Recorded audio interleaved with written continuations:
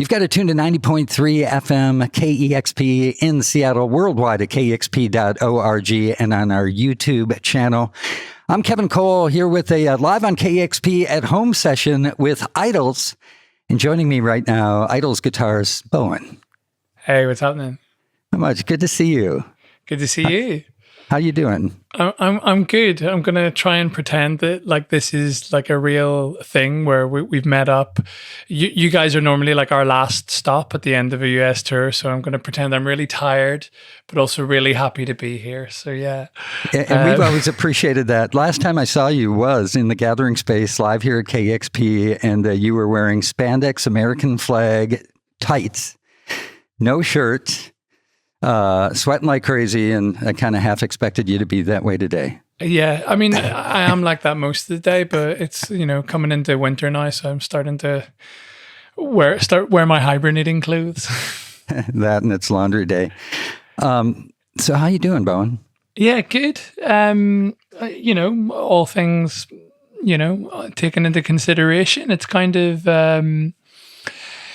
It's a bit of it's a double-edged sword for me because, we're normally on the road. We normally play 190 shows a year. So it's been a really amazing opportunity to kind of hang out with my family and see my daughter and stuff like that. So it's been a bit of a blessing in disguise. But yeah, just also like really weird releasing an album when you can't play shows around it or, go and meet people. So it's an unusual time, but I'm kind of trying to enjoy it for the kind of interesting things that are coming up out of it and the challenges that are coming up out of it and the means to adapt around it. So yeah, that's the best way to deal with it, right? Because I don't think any of us thought 6-7 months later we'd still be in this same position or even maybe worse position, right? So need to find the blessings and adapt to stay grounded and creative and engaged.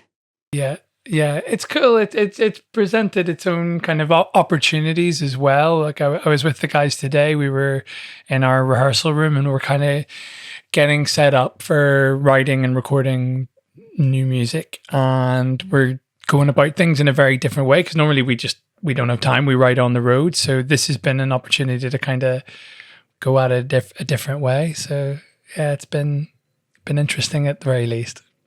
Cool. Would love to hear more about that. Let's talk about that in a bit. But the new album came out a couple of weeks ago, and we're going to hear some live tracks from it. Again, it's live on KEXP at home with IDLES. But can you set the scene for these live recordings? So they were recorded whilst we were at Abbey Road. We did a couple of live streams there, and we kind of did this the day after we had finished those. And I actually think you guys got the best ones. They're like the live streams. We were all a bit kind of anxious and a bit like overwhelmed, and it was also a bit funny. There was kind of like the elephant in the room was that there wasn't an audience there, and I think knowing it was a radio session, the context was right for that anyway. So yeah. So I think we had managed to ease into it and got a bit comfortable and a little bit less overwhelmed and overawed by the room. So yeah, it's us a bit loosened up, which is how we always like to be when we're playing anything for KEXP. So cool. Can't wait to see it. I watched one of the live sessions, the second one, and it was great. Needed to hear those songs. It was cool seeing the comments from fans, IDLES fans all over the world, but really looking forward to this. So let's get into it. Let's hear a couple songs. Let's go. It's IDLES live on KEXP. Let's go.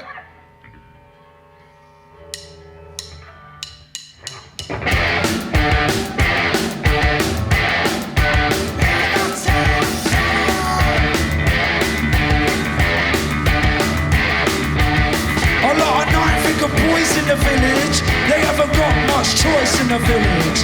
Model car, model wife, model village. Model farm, model right, model village. They ain't too friendly in the village. There's a tabloid frenzy in the village. It's not a racist part in the village. Gotta drive half cut in the village. Model race, model hate, model village. Got my head kicked in the village. There's a lot of pink skin in the village. Hardest man in the world in the village. Said he got with every girl in the village. Take flight, take flight, take flight. Take flight. Model village. I beg your pardon. I don't care about your rose garden.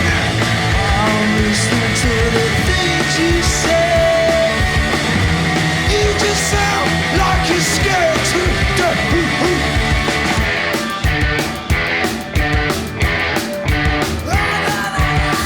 Still not in love with the village. Homophobes by the time in the village. A lot of overpriced drugs in the village. A lot of half-pint fucks in the village. Model car, model wife, model village. Model farm, model rap, model village. I don't see a lot happen in the village, but I see a lot of gammon in the village. Just give them an anthem and they'll sing it. Still they don't know the meanings of it. Model low, idiot spirits think they're king. Model low crime rate in the village. Model race, model hate, model village. The village feels like a self-pillage. Still someone's making a killing. Take flight, take flight, take flight. Model village. I beg your pardon. I don't care about your rose garden. I'm listening to the things you say. You just sound like you're scared to death.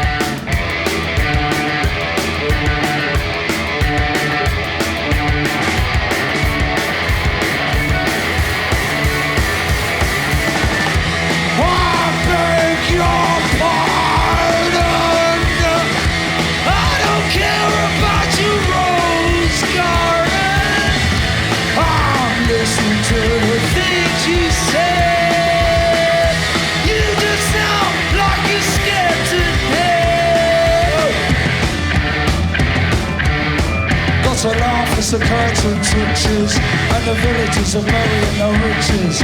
But the villagers don't know what rich is. Just snitches, snitching on snitches. Only one thing to do in the village. Just say toodle-doo to the village.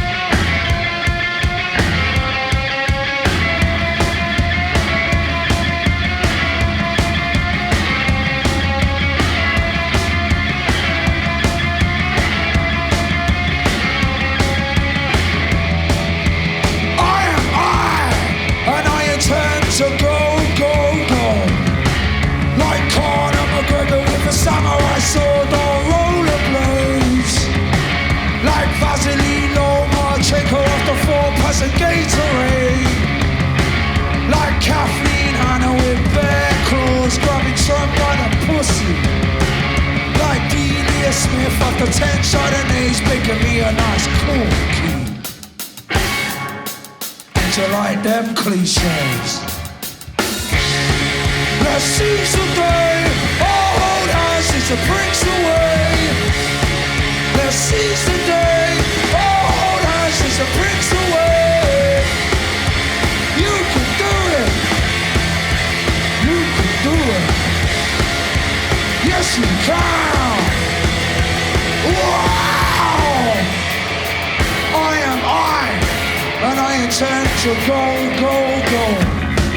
Like Frida Kahlo painting on the poor in your fuck off wall.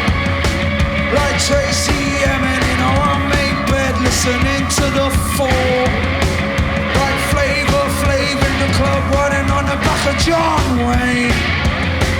Like David Hasselhoff, clubbing steel clubbers with LeBron James. How'd you like them cliches? Now seize the day, old houses and bricks away. Now seize the day, old houses and bricks away. You can do it. You can do it. Wow! It's all about the confidence.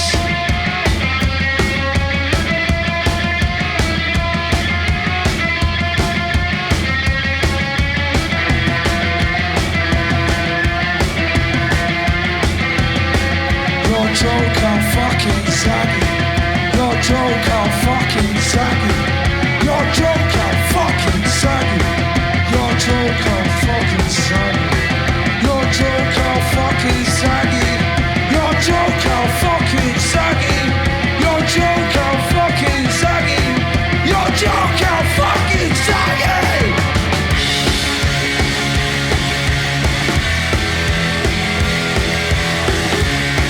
Let's seize the day.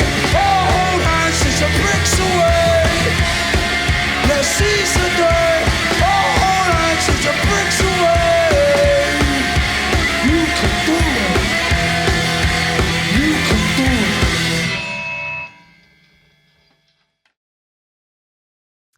it. IDLES live on KEXP at home from Abbey Road. Man, so good. Firing on all cylinders there. Yeah, it's intense. I mean, watching that just really makes me want to get out and do some more of this. It's great. Yeah, me too. It just feels so good. Thank you so much. Needed that really bad. Me That too. Kathleen Me Hanna too. line is so good. Quarantine Classics. You just heard Mr. Motivator and Model Village, both of them on the brand new IDLES record that came out on September 25th. Now, it's so good. I want to know about the record. It seems like you toured and worked so hard on Joy as an Act of Resistance and then went really right into the studio. Yeah, like we wrote. Well, we were working on this album the whole time on tour, so it was like we really came up with the concept like almost immediately after writing Joy as an Act of Resistance, where we wanted to really streamline everything down and kind of get it down to its most like essential form, and then work off everything from that. This was like in an attempt to kind of make things hit sonic markers that we weren't really hitting with Joy as an Act of Resistance. We really wanted it to propel itself out of the speakers. It's amazing because that record, Joy, is so intense and bombastic and brutal. And this one, Ultra Mono, is even more so. Yeah. We wanted to see how far we could take those ideas. So what really helped was like working on this stuff on stage. So like a lot of these songs are going to work so much better in the kind of live arena because you've got massive speakers and subs and everything that's there, like in the really kind of like low end, like depths of like 50 hertz. You'll get that live. And we just wanted to try and transfer that as much as possible into the recording process and onto the album. So I think we were successful. The drum sound is amazing. The drum and bass, the bottom end on the album, that was one thing that jumped out just right away. Yeah, the best thing about that was, so we recorded in La Frette Studios in Paris with Nick Launay and Adam Greenspan, and we turned up and it's this amazing like old kind of big old house on the outskirts of Paris, like separated kind of like way off away from everything. And we went in and like I'd seen people record there, like Nick Cave and the Bad Seeds recorded there, the Arctic Monkeys, and there's these like very beautiful rooms upstairs, and we were like, oh, this is exciting, we're going to be recording in these beautiful rooms. And Nick was like, okay, let's go down to our recorder. We kept like walking down this like creaky stairs. We went into their like storage room. And he was like, we're going to be in here. Because it was the walls were brick, the ceiling was brick, and the floors were brick. So it just made John's drums like this cacophonous thing. So yeah, that was a real trip. But like, I mean, they absolutely nailed the drums on this album. I've never heard drums sound like it. Yeah, I haven't either. And the whole album sounds amazing. You did some of the production on it. Tell me about that.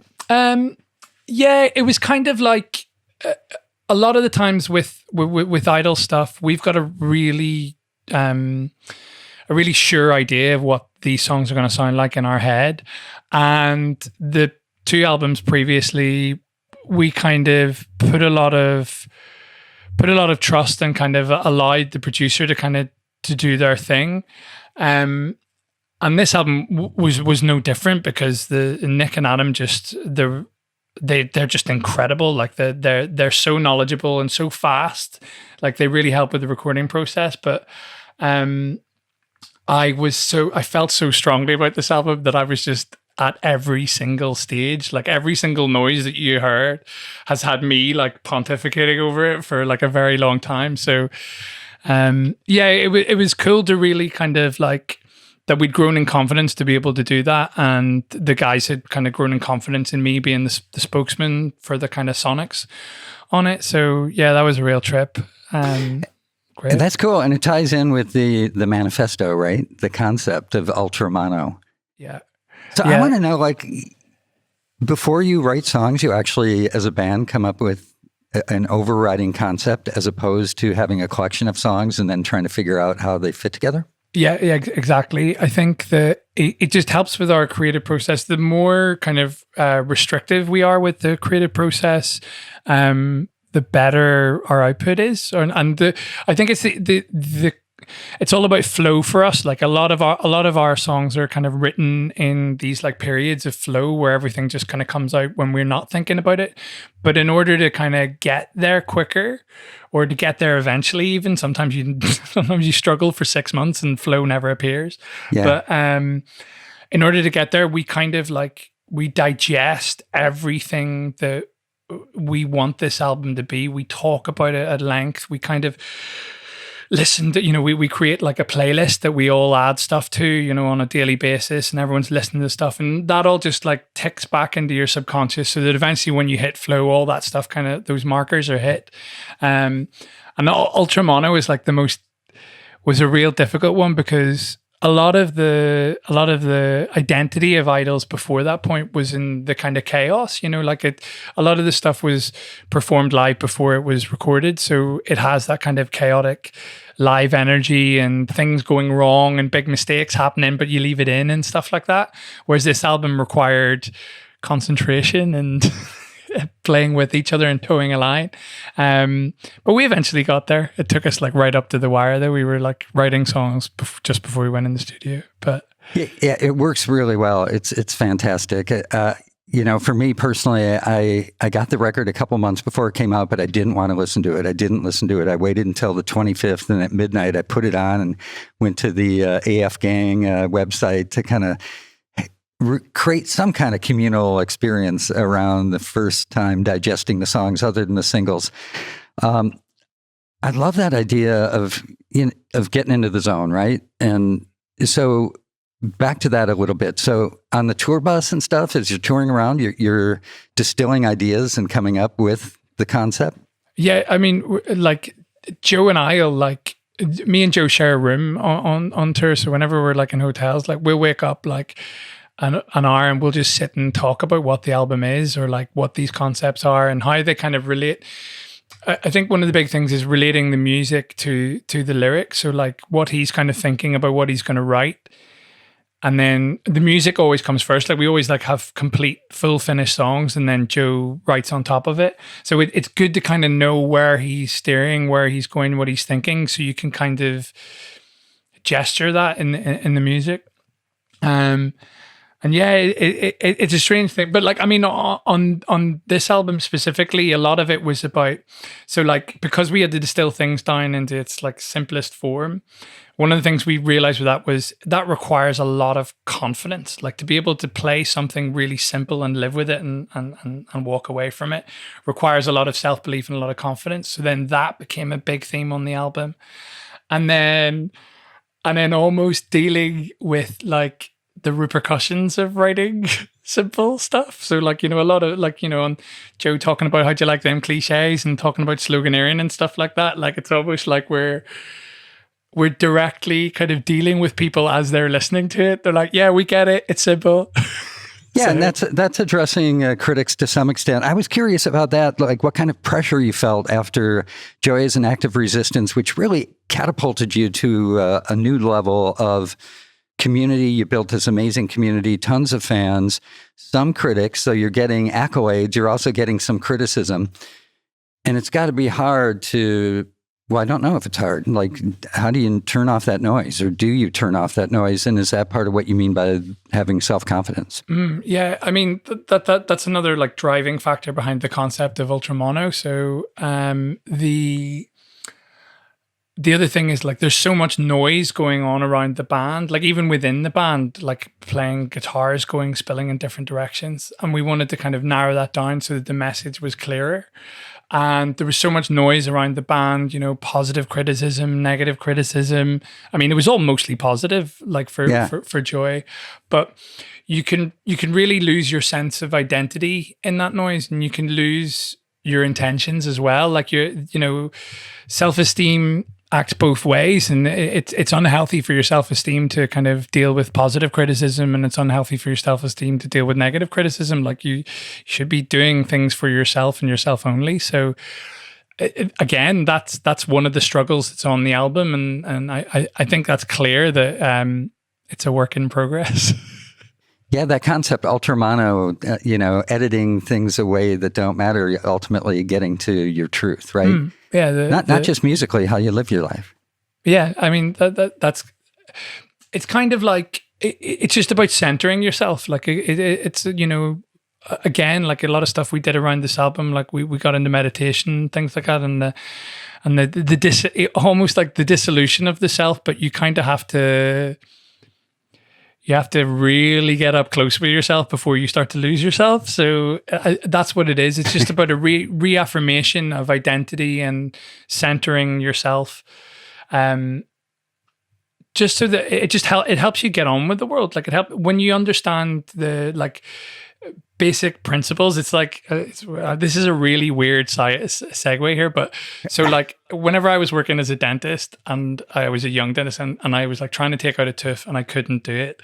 Like I remember my like I don't know what they were called, like a VT trainer, like it's basically an older dentist who's your mentor, and he would come in and he'd be like, just start at first principles. Like what are you trying to do here? Like, and he'd talk through it and you'd be like, oh, right, you have to do this, this, and this. And I think that recentering yourself and kind of going back to what your intentions are in its simplest form, like so that it's unnuanced and you can't even mistake what it is. And then that helps you then progress from there. So that's kind of what the concept is. Yeah. When you say we got into meditation, the band, do you meditate together? We don't meditate together. We haven't got to that stage yet. No, we all do various different kinds of meditation. Joe does, I think he goes out for walks and kind of uses that as a meditative process. And I do like lots of guided meditation and stuff like that. I know Lee and John have recently started. Dev is like, I mean, he's Buddha, so he's already like way beyond everyone else in meditation. He's very good at unthinking. That's cool. Unthinking. Jonathan Richman, you know him from Modern Lovers, yeah. The band. He taught me how to meditate before a show. It was strange. It was a cool way to learn. So the album was recorded in the fall, and man, a shit ton has happened since then. So how did that feel? How does it feel putting out an album right now? It's strange. It's you know, we had a lot of conversations as this was kind of developing and revealing itself, what was kind of going on in the world, and it felt weird listening to the album and seeing how prescient a lot of it has become. Like, you know, a lot of that stuff we were talking about with self-esteem, that leads to kind of feeling a bit isolated, and a lot of noise. When there's too much noise going on, you feel isolated within that. So it's almost strange how there's been an actual imposed isolation, like a physical isolation that people have been brought to. And then just like a lot of other stuff going on in the world has really ramped up, and it's felt like now is the right time to release this album. You know, we could have done what a lot of other bands have done and kind of just battened the hatches and kind of like just kept everything simple, not tried to do anything too drastic, like release an album, too risky, like release an album in this time. But it feels like it's the right album for the moment. I think it certainly represents a lot of fears, anxieties, and anger that I have, but also a need for unity and community and communication. So it just feels entirely appropriate to release it now. Yeah, as a fan, I have to say that, man, I needed this album. It really hits hard right now, lyrically, sonically. And it's amazing, given that it was recorded in September in the fall, that conceptually and thematically, it's hitting all the right spots and addressing a lot of the issues that are at the forefront right now. And I guess as an artist, you feel that, you know.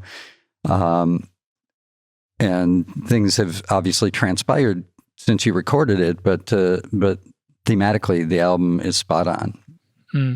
Yeah, it's kind of.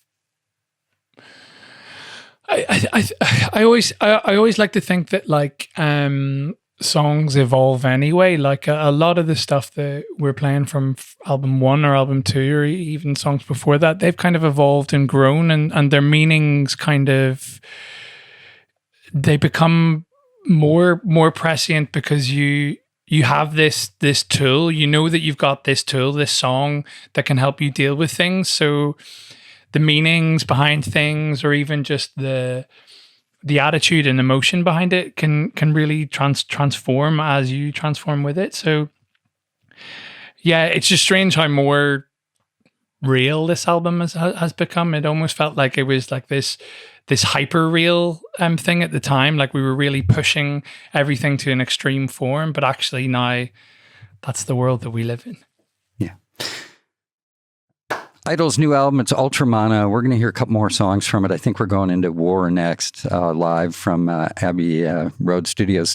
Tell me a bit about War. This is the lead track on the album. So we always write the first song first, and it kind of helps us understand where we're going next.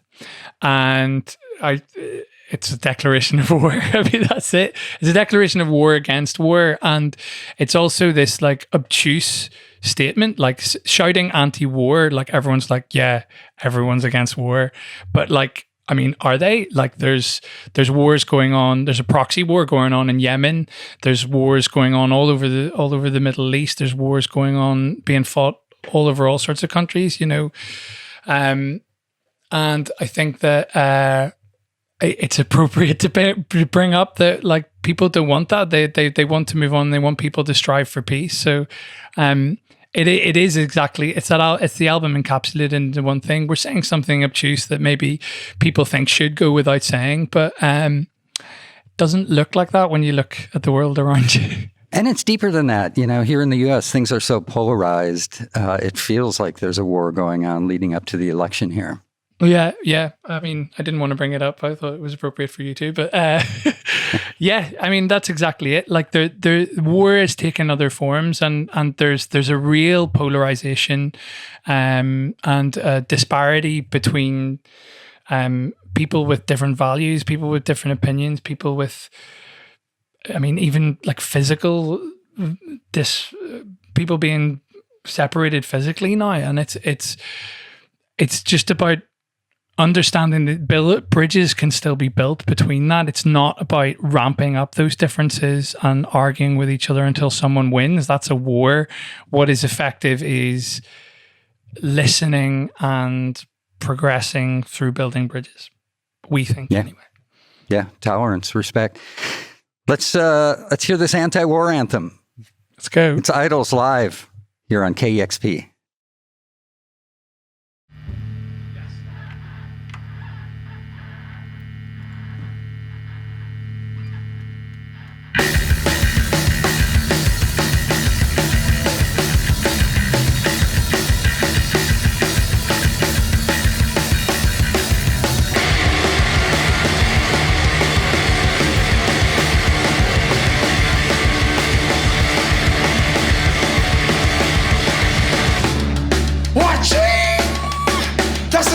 the sword going in.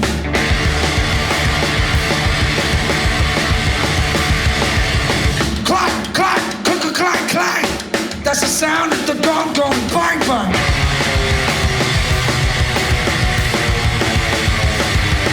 Tuka, tuk, tuk, tuk, tuk, tuka. That's the sound of the drum button pusher.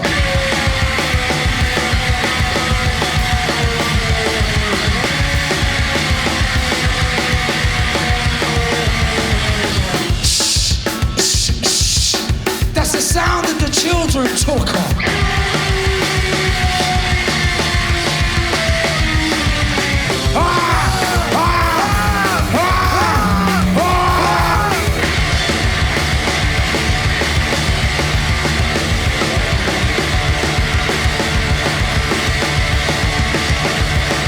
This means war and day war.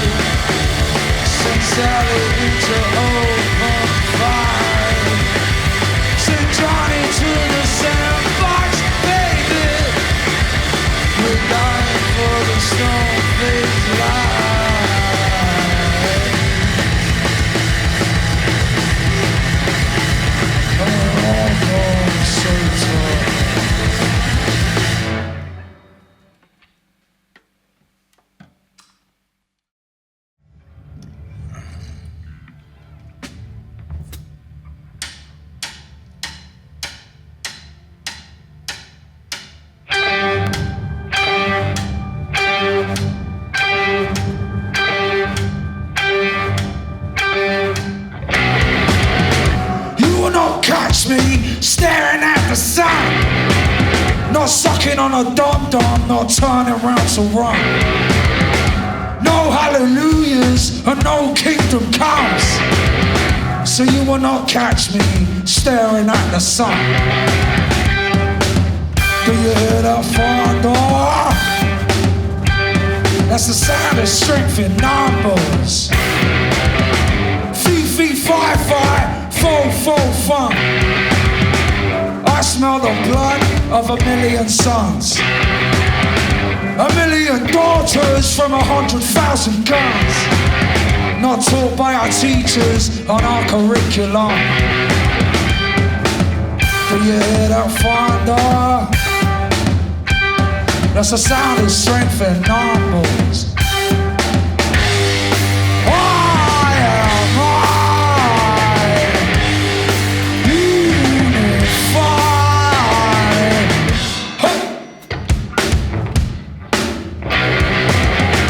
Not a single thing has ever been mended. Why are you standing there and saying you're offended? Go ahead, tell them what I've intended. I'll say what I mean, do what I love, and fucking send it. Do you hear that thunder? That's the sound of strength in numbers. It's nothing brave and nothing useful.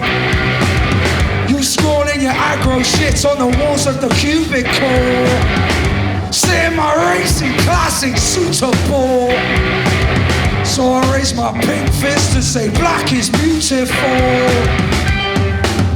Do you hear that thunder?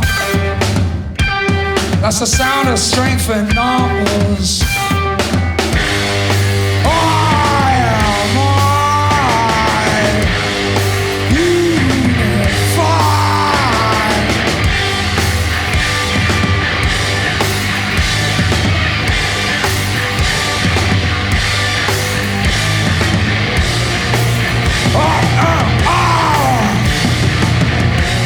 Unify, unify, unify.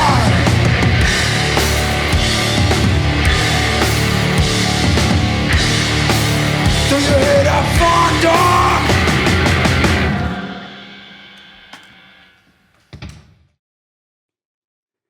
I hear that thunder. IDLES live on KEXP from Abbey Road Studios, playing 2 songs from the new album Ultramano, 2 of the 12 anthems on this amazing record. You just heard Grounds and War. Bowen, man, that guitar part you play in War is incredible. Yeah, it's it was funny, like going into the Abbey Road Studios, because we have never played these songs live before, and we made our lives really difficult. They're extremely hard to play live because it's just downstrokes. It's like the Ramones, but like 20 BPM faster. So it's like da da da da da da da da. So is it physically hard? Like you have to build your wrist and arm strength? Yeah, our forearms are like Popeye's forearms at the minute. So, but. It's a good thing. It definitely propels things forwards and keeps it intense. So this is a great live session. Thank you so much for doing this for KEXP. When you were here the first time, you said our live show is nothing without the people there. It's about community and it's about communing with the audience. So now we're here in 2020. The new album is out. We're in the middle of a global pandemic. I can't wait to hear these songs live with like hundreds of other people together. What are you going to do? What is the plan for the next rest of the year into 2021? Well, we've got tours planned for next year. They might be optimistic. I saw that. I saw when you announced that it was for May, I think it was. Yeah. And I was like, okay, that's some positive intention and thinking. Yeah, I think we had tours obviously lined up for this year, and they were constantly getting pushed back. So we were just like, right, let's pick a date next year and just hope for the best. And I think that like the big thing that I keep saying is that on the kind of pyramid of human need, of like what we need, like obviously safety and health, warmth, food obviously all come first, and we've got to work on that first. Safety is paramount, but the next one up is humanity, is social contact, and that's not just being able to speak to each other, but there is something that we all get as humans in being in a room and hearing a repetitive beat and hearing stuff really loud. Like it's a big thing for a lot of people, and we're by and large like there's a lot of clever people out there. So I'm hoping that we're going to work out something by that stage. There's talk about doing things this year as lockdown measures ease. But we just got to wait and see. Like, I'm not going to say IDLES are never going to do a socially distanced show, because if we're a year and a half down the line, or if we're this time next year and you were to ask me, I'd be like, I would jump at any opportunity to play in front of anyone. Yeah, you got to get creative. Yeah, that's it. We got to work out what IDLES show could be, but it is about those bodies in a room, and it is about the exchange of energy that go between us and the audience, and the feedback loop that's created out of that. So I guess we've just got to try and be clever and work out how to do that. In the meantime, I think I saw that you're doing record store tours. Yeah. So we're doing these kind of like out store tours. One of the things about being the band the size that we are now in the UK is, like, by and large, we can't really play independent venues anymore for our normal shows. It just too many people want to come see us. I mean, that's like a terrible excuse for some of the but we really wanted an opportunity to give back to, like, both independent record stores, which are hugely influential and hugely part of our story as IDLES. Like when we self-released our first album, without these independent record stores picking it up, we wouldn't be where we are today. And same goes for these venues, these independent venues, where they're like, people call it like toilet tours or whatever, but like these are venues where, you know, it's between 100 cap, 200 cap. Some of them are a little bit bigger, but like these are where bands kind of come through in the ascendancy. This is where you watch a band at their most exciting part, where they've kind of just formed and they're taking things a bit more seriously and thinking about things kind of a lot more, and learning how to tour and learning how to be together and perform live. And they're honestly, I think they're the most exciting kind of arenas to see music. But unfortunately, they also like get by the skin of their teeth most years when people can turn up to shows. So we wanted to be able to give back to those venues. So we're putting on a lot of shows in those venues and hopefully generate some money flowing through there as well. Thank you for doing that. I mean, those independent venues and independent stores are essential part of the music ecosystem. As you mentioned, they're taking chances, right, and creating opportunities for artists, and hope as well for artists, that they can have their creativity and their music heard. And it's where the stuff that's on the fringes exists as well, and that stuff is so important for like the evolution of music and the progression of music. Like there are bands that are only selling like, you know, a 50 vinyl run that in 30 years time are going to be the band that everyone sounds like, that everyone's kind of picking up on, and they're playing those venues right now, and it's essential. Like it's huge, and it's very short-sighted to overlook them, you know, with government funding and things like that that's happening over here. Money tends to flow to the top and the kind of more profitable things that are maybe more likely to withstand this, I guess, might be their logic.